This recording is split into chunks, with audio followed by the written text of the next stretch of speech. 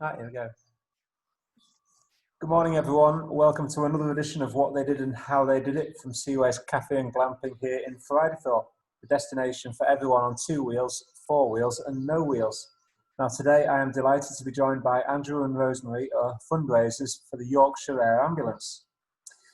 Now thank you for joining us, Andrew and Rosemary especially since it's your birthday as well. So thank you very much for taking the time on your birthday to speak to us. Thank you, that's very kind. And so for a lot of people watching, they may have seen you before on various occasions here at Seaways. You know, my birthday bash last year and various events through the summer where you were on the grass over at the far side and, you know, with your stall and raising awareness for the air ambulance.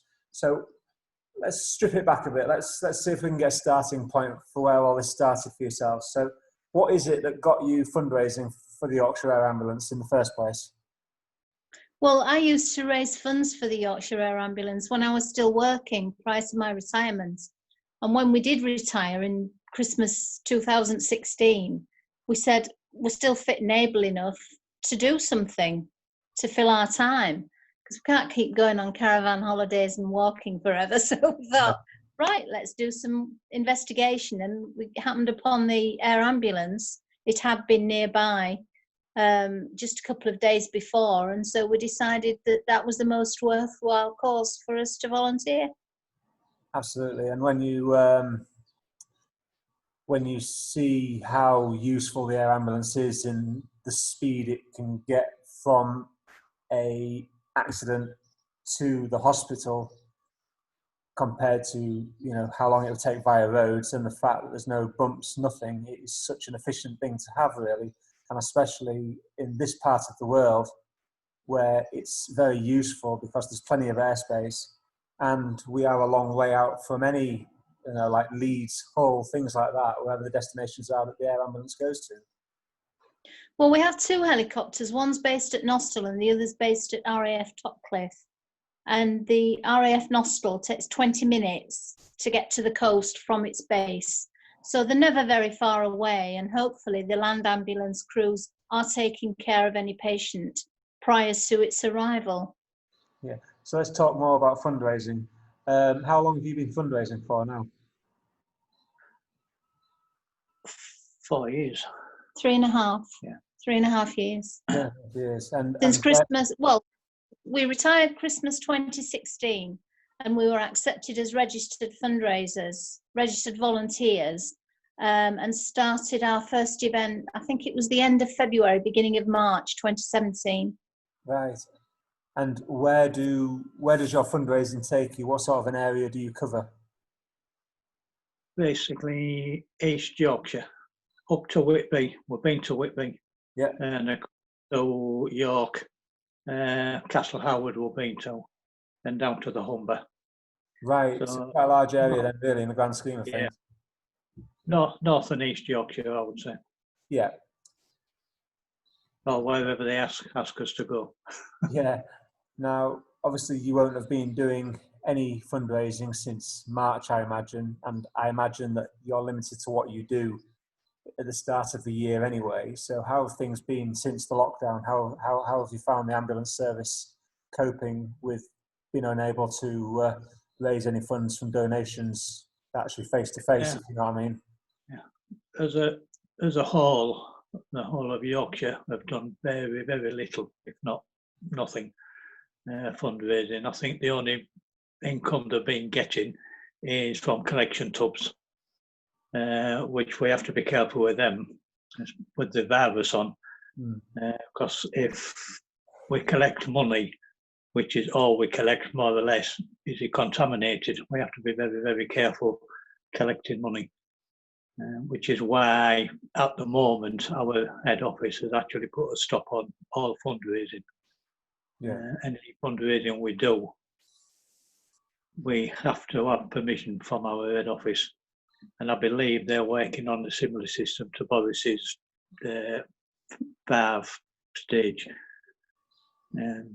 I don't know what the word is. Grading system. Grading system.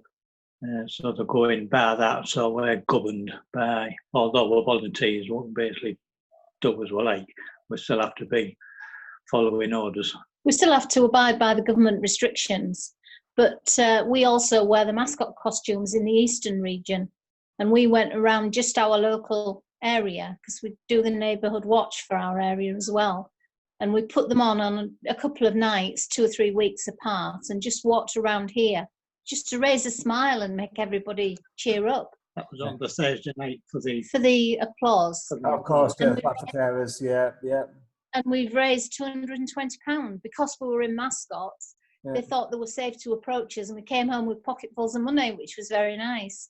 Plus, then they stuck cards and notes and stuff through the letterbox, it was lovely. Very, very surprised, considering we had already told them that we are not collecting. It's just a cheer up walk around. Yeah. So it was a really good response. Yeah, you find that people pull together like that in times of crisis, I guess, don't they? You know, you've put a smile on their face, so they feel like, oh, you've done good for us, so therefore the least we can do is give you a little donation to put towards a great charity. They all know in the area that we work for the Yorkshire Air Ambulance, plus we've got the trailer on the driveway, which we take to all the events that we do with the stall. And it was extremely generous of them and very well received. Yeah, I'm looking forward to pushing that trailer up the curb edge again onto the grass here to get the all set up and get up going. There's still some life in summer yet. We're not done yet. Well, it's a new one, so it should be a bit easier. Oh, fantastic. Well, like I said, I know for my birthday do last year, we had it just outside the bike shed here, didn't we? That was a really nice setting. Right. So we would hope to do the same again, you know, and, you know, it's just a nice way of interacting, you know, obviously from a social distance, you know. We did have a lot more people talk to us when we were outside the bike shed than being slightly isolated, because they tend to park the bike and leave it. Yeah. Whereas everybody spoke, even if it was just to say hello. We don't expect donations from every single person, but when they do give, it's wonderful. But everybody spoke, and you were able to engage more with all the bikers. I mean, I know we're in a day and age where everything is going virtual like we are today. Everything's going online. Payments can all be made online. But there are a lot of people, especially a lot of customers that we find come here, that haven't grasped the digital age, that do actually still enjoy the face-to-face, the hands-on. I know that's going to be limited for a bit more time to come yet, and I think the importance of the stall, it's not only about the fundraising, but it's about, well, not fundraising on the day, but actually raising awareness to people that may not really know much about it, that haven't been following it. And then when they look further into it, they will see that actually it's an absolutely priceless service. And without it, you know, we wouldn't have the same response rate. We wouldn't have the same survival, recovery, everything, you know. People will eventually realise what effect the Yorkshire Air Ambulance does have.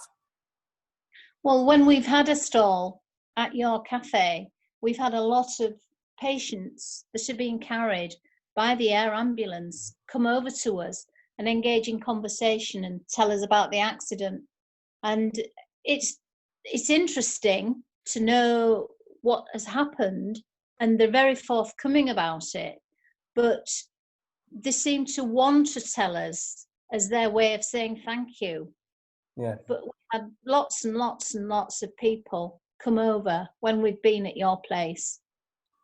As the same with any place we'll go. Oh, yeah. Amount of people will come, and it makes you realise just how many people have actually been lifted by the helicopter. Yeah. So the amount of people come to us and say they either know somebody personally or they've been lifted themselves. And we can say in the amount of time we've been doing it, we have only ever had one negative comment.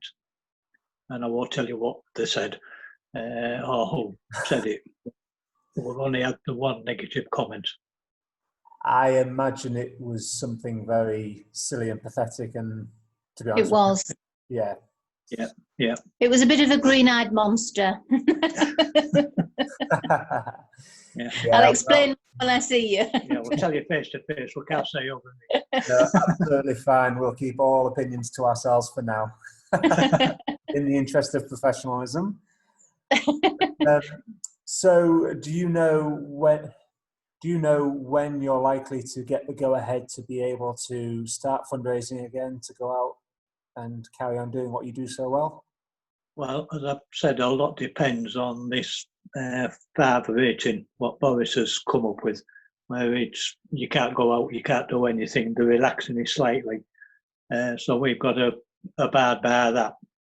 So where it's face-to-face meeting people, then obviously we're limited.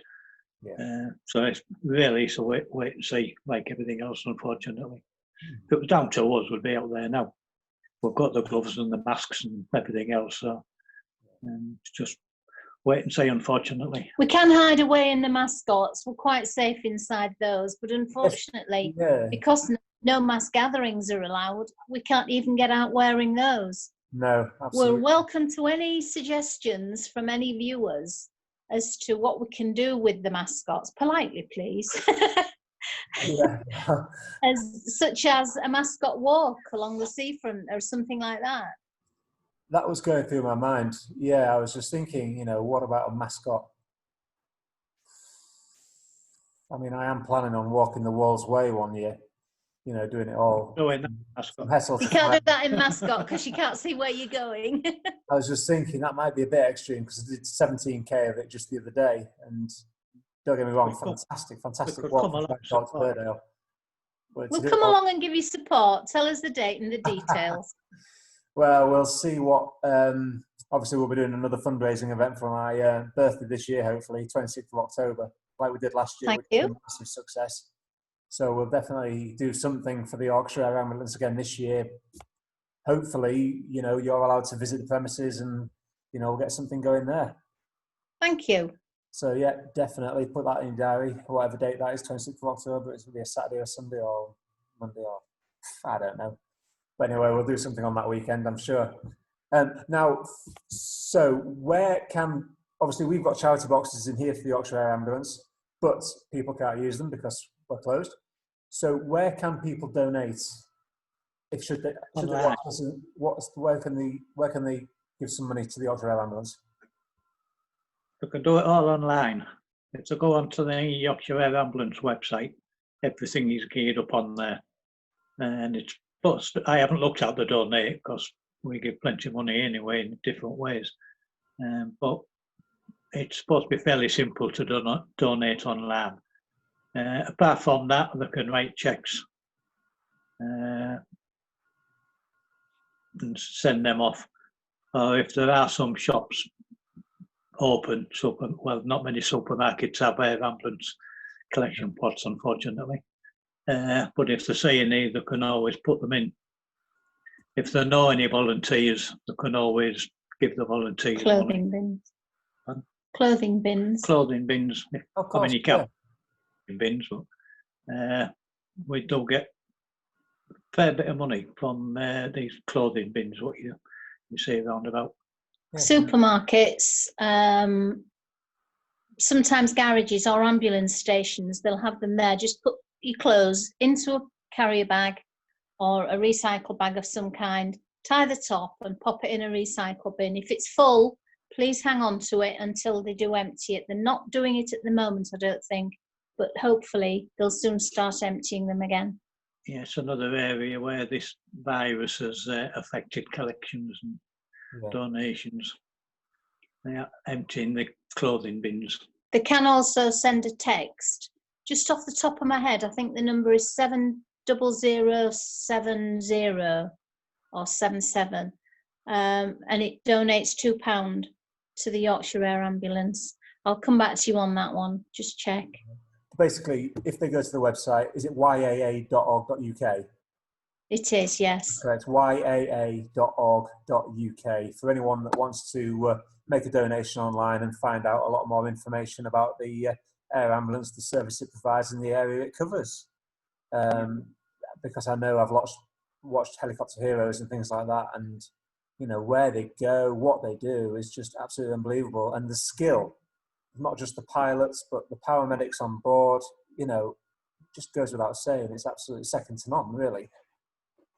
You know, Well, the YAA do encourage the paramedics and the doctor that serve on the air ambulance to do a fitness campaign, so that should they have to yomp over some rough terrain upon the moors or down in the dales, they are capable of doing it, because the packs are quite heavy, and obviously if there's not many people around, they do have a patient to carry back to the aircraft. absolutely, yeah. Just absolutely. No, I mean, it's a credit to the service, and you know, it's obviously raises awareness for how important the service is, and how much, you know, it relies on donations and just generosity from people. Because my saying is, you hope you never need it, but it's nice to know it's there. But we're always there. It's nice to know, it's reassuring to know that it's there, which is why I like to do so much for the Yorkshire Air Ambulance here, and to host you whenever you want to come, because, you know, it's just nice to know that if ever you get into a bit of difficulty out in the Yorkshire wilds, that, you know, with... There is someone that can get there, however difficult the terrain. There might not be a lot of people that know this, but there is actually an app that you can download onto your phone called What 3 Words. And if you don't know where you are, you can bring this up on your phone, and it will give you 3 words to quote, and they will be able to identify your location. Is it 5 square meters? Is that right? 5 square meters? It's, I think it's a metre square. A metre square. That you are located in. I mean, that's insane. It's absolutely amazing. So for anyone that's watching this that hasn't done this yet, that, you know, likes to go out and about and sometimes get lost and get a bit unsure as to where you are, download the What 3 Words app, because like Rosemary said, it will pinpoint you to the nearest square metre.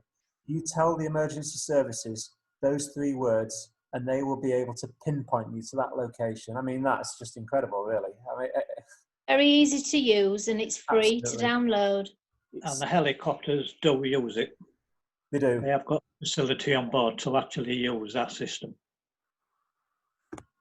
Well, that's reassuring. So if you are in the middle of the moors, miles from anywhere, then yes, we can actually pinpoint exactly where you are. Wonderful. Save a lot of time in the doing as well. Yeah, absolutely. Yeah, absolutely. No, well, I think we'll close it at that. Andrew and Rosemary, thank you so much for your time this morning, and stay in touch with me, and I look forward to welcoming you back here, as I'm sure a lot of the people watching this will in the very near future. It's been a pleasure. Thank you so much, and hopefully it won't be too long before we see you again. Take care. Take care. You too, Rosemary. Thank you. Thank you, Andrew. Bye.